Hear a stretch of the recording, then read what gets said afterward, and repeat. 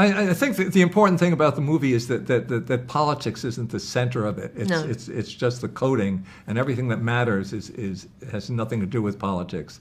A lot what matters is when you've been brought up with a trauma in your background, and how you sort of make your way in the character's case to triumph. And it's also politics, but really it's public service. And I think that Jamie said that rightly so, is we've kind of lost that thread. And really it's about serving people and helping people. And that's kind of what the end of the movie comes to, that wonderful, that image and that hope, that hopefulness that is so necessary to all of us all the time in order to be a motor and to be able to carry on, It's very key. Well, everybody needs an Aunt Helen. Everybody needs someone who has their back.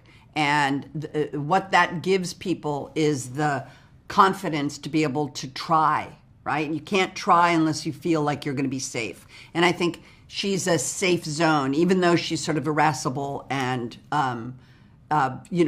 fearless human. There is this beautiful safety net that she creates, and it's all in the writing. I mean, literally, it's all on the page. I just got to inhabit her.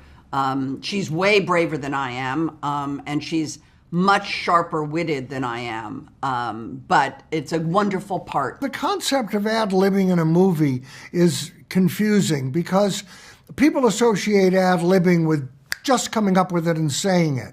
That doesn't really work well for movies. In movies, cameras have to be in a certain position. People have to be set up to even record a line. But where it does come up is in rehearsals. When I'm learning lines that Jim wrote, I will think of other lines and store them.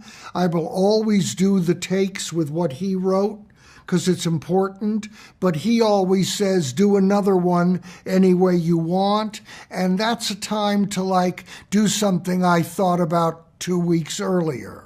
But the idea that you're making it up right there, it's not really workable I've never found it workable in movies. Well, it was an added scene that we shot. I think it had to do with how much the movie was working and how much she was holding in, and that Jim knew she needed a release. So it was more of an additional scene that we shot. But obviously, anytime you read something where you're going to let one loose, it's sort of fun. I've been known to do that before, as you know. And, for somebody who's known for that, it's not something I do. I'm not volatile. I'm not hysterical. I'm actually really good in an emergency, and I'm really stoic. It had to happen in that moment in the film. It wasn't originally scripted, I have to say, and it came further along in the process. I think once we'd done that scene where Ella sort of tries to scream, but then sort of inevitably suppresses it because she's not ready, Jim, rightly so, felt that, there was probably some sort of release that was warranted after everything that happens, and this constant, there's event after event after event after event. It doesn't stop for the whole film, and then finally we get this moment of sheer catharsis, and I got to do it, and it was wonderful. Highly recommend it. As a British actor, I think an American thing is something you try and learn very early on, from watching films and stuff.